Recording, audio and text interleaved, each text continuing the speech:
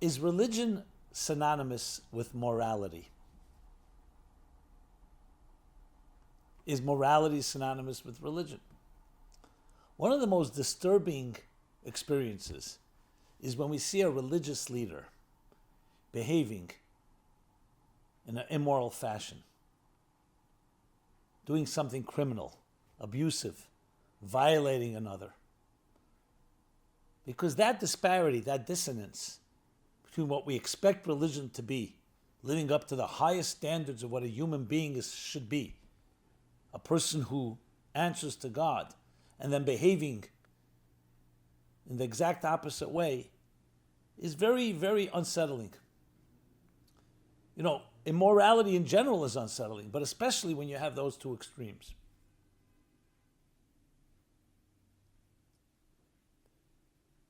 So much has been said about religion, the corruption of religion, the hypocrisy of religion.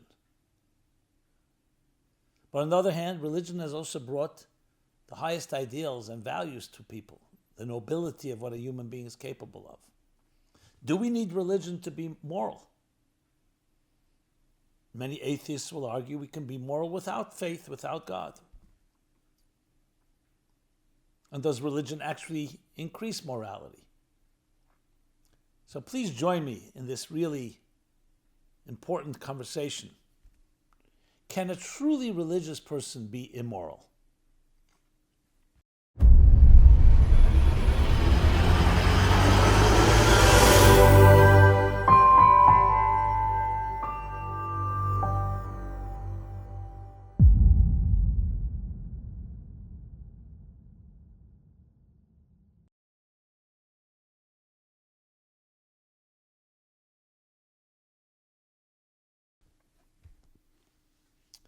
Hi, this is Simon Jacobson, and we'll be speaking about, can a truly religious person be immoral? This program is dedicated by David Klein in honor of Chai Hendel, Bas Gitza, and Shlomo ben Gitza. May you continue to be healthy and enjoy your family until 120 years. Religion and morality. Are they synonymous? Are they interdependent? Can one exist without the other? There are arguments that go both ways. Some people will say no. Without faith in God, in faith in something greater, you can't just trust people's subjective morality because it will be moral relativism and so on.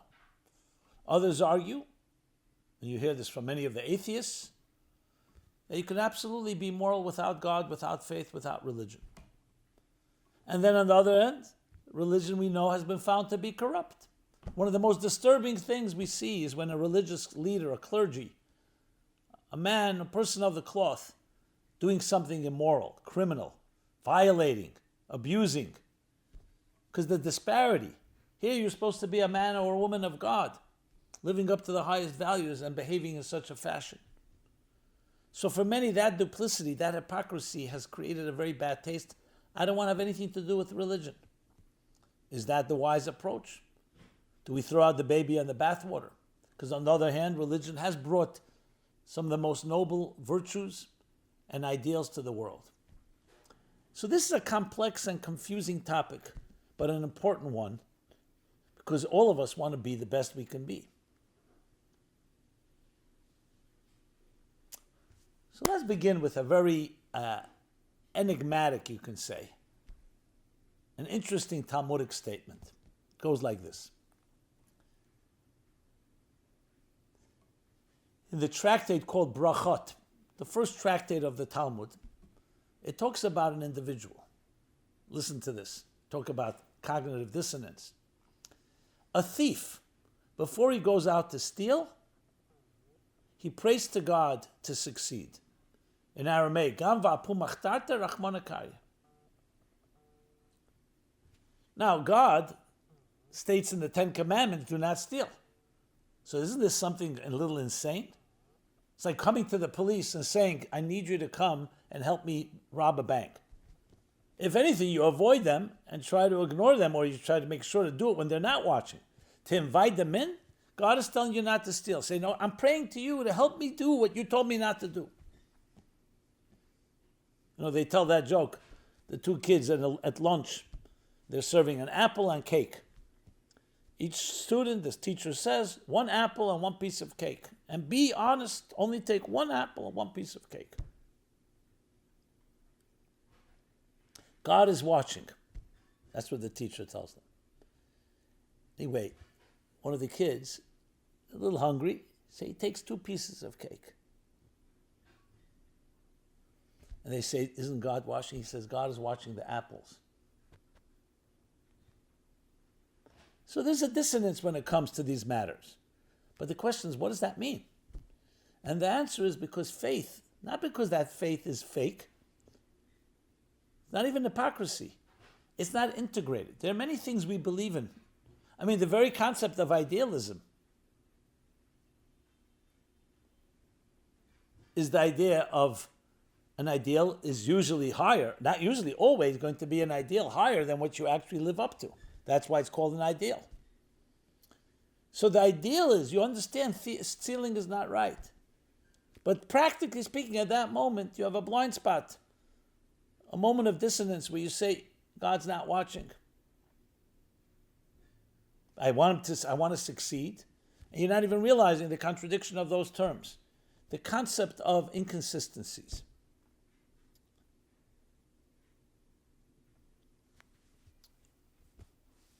On a deeper level, it means that faith can often be detached. Call it makif in the language of Kabbalistic and Hasidic language. It's makif, it's not been internalized. So that immediately explains to you why a person can be a religious person and be immoral. But that requires an important caveat, that you're acknowledging that this is wrong. The problem begins when people say, hey, no big thing. So I'm religious in some areas and I do other things, a criminal in other areas. No, that's not the case. Once you start justifying that, that's a major problem. The fact that we're human beings that are flawed, then we can make a mistake, everyone can make a mistake. So let's talk about that. What exactly is religion for that matter? So if you're talking about a not real religion, distorted forms of religion, which have either become power grabs, control, authority, nothing to do with God, then it's just another business, another corporation in the name of religion. So obviously there's going to be plenty of crime going on in that environment. But is there such a thing as a religion that doesn't have an element of godliness to it? In other words, a religion without spirituality? There are statistics that show, studies that show, that 90% of the Western world, a little more than 90%, believe in some form of spirituality, soul, God. But only 40% associate with and affiliate with a religion. That's a big discrepancy. Why? Because religion is associated for many people with the following words. And I'm going to first start with the good words, the nice words. Ritual, community, charity, prayer, faith, virtue, holidays.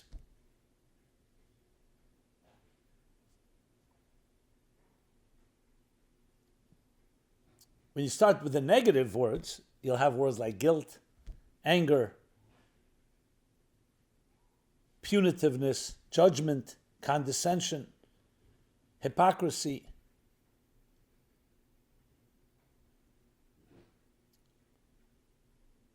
Spirituality, most people associate with words like uplifting, joyful, transcendent, free-spiritedness.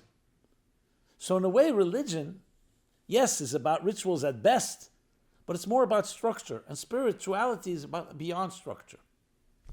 The truth is, a healthy religion is totally saturated with spirituality, and a healthy spirituality would be totally saturated with religion.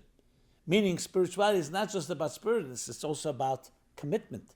It's also about ritual. But it's not an empty ritual as in lip service or just actions,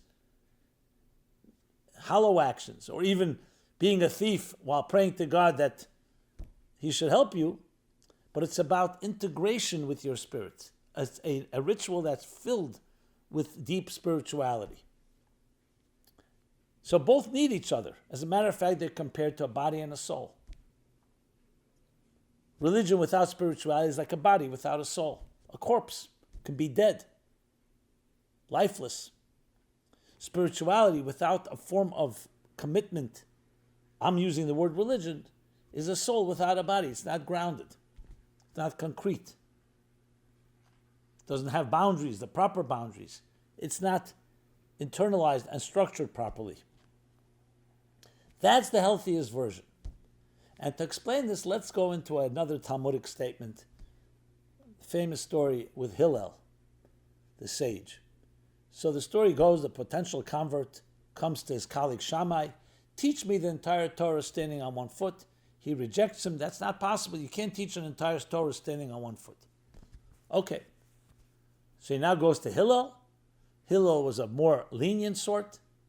And he says to him, yes, don't do unto others that you don't want done to yourself. That's the entire Torah. The rest is commentary.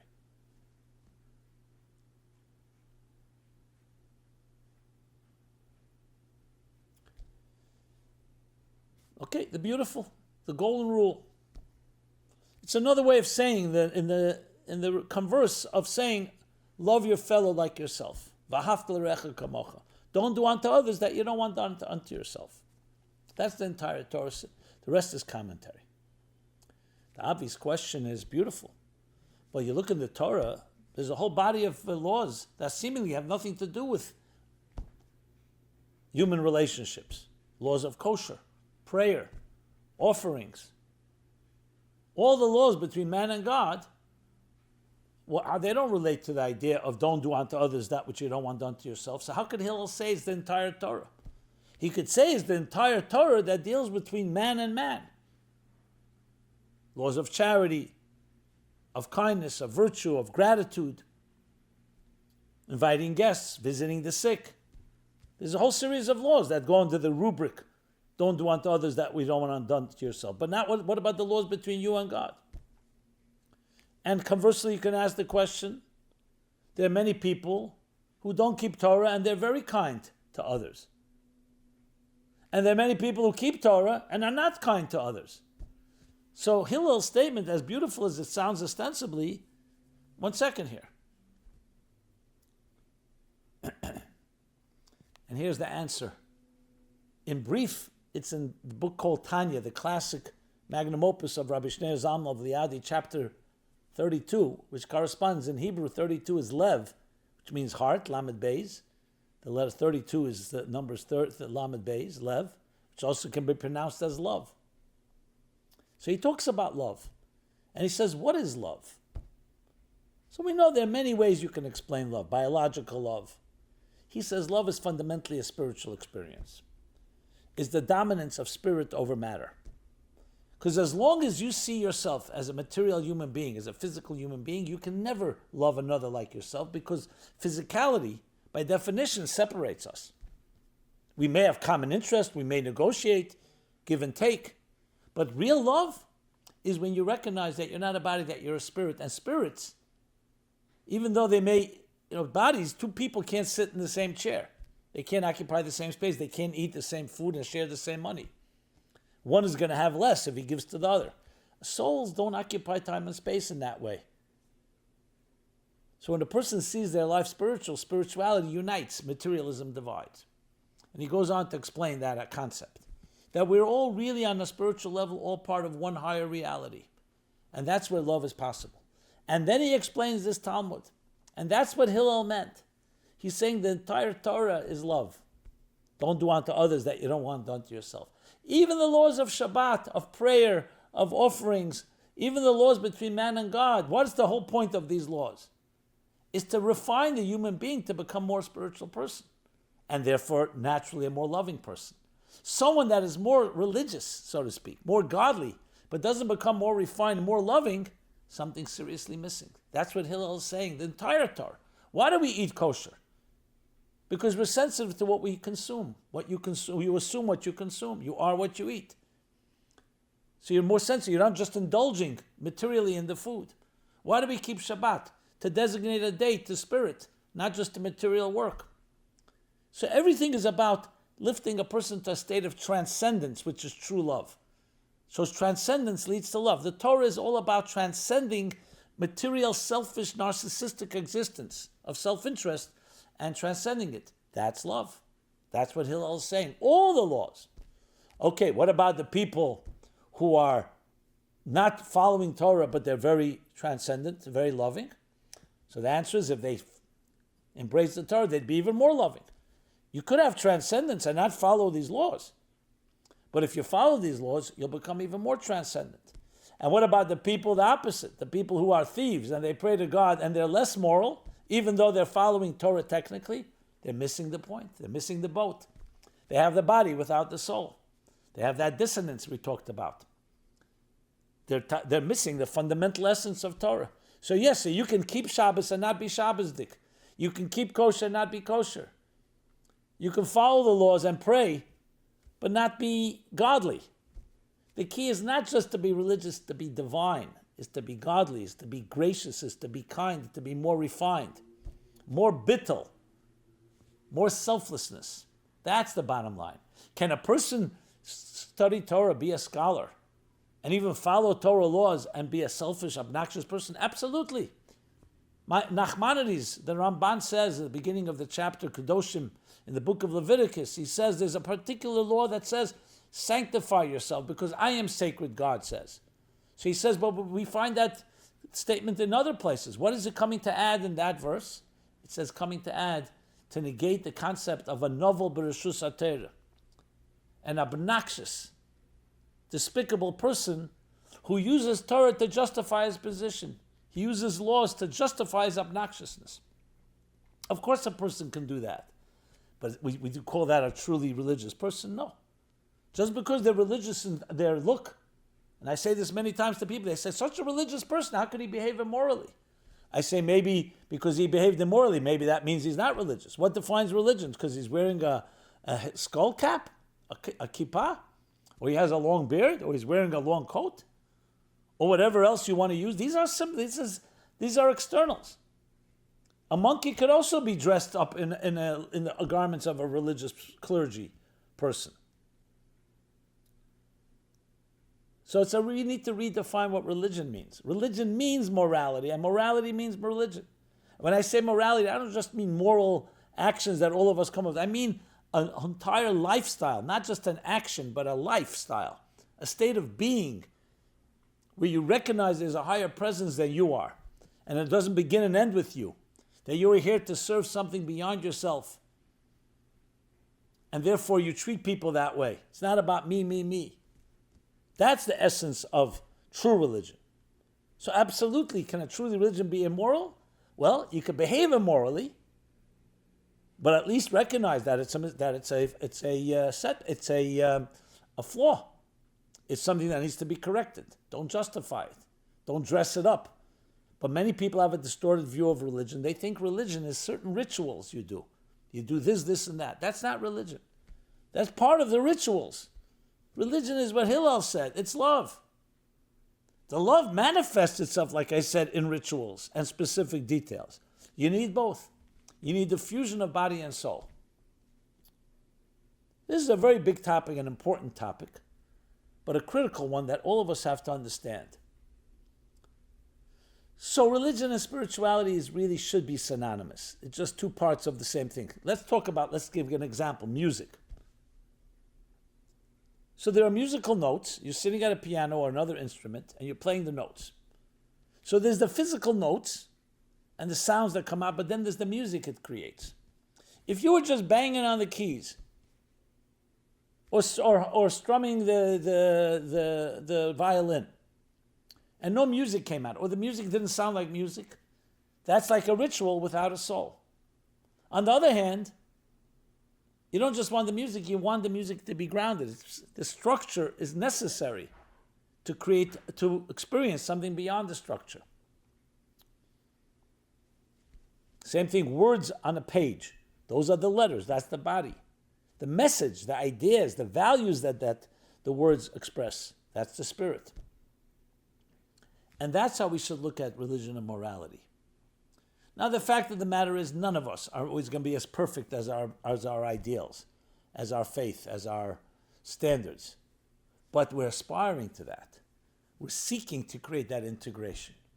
And when we see something that is not, we call that a crime. Yes, a dissonance. We cry that's inappropriate. A person who behaves immorally in that moment, you can say that they have denied God. It's not that, it's a godly person. No, it's a godly person that still needs work. But the standard is that religion should lead a person to more refinement and to a more spiritual state of being and consciousness.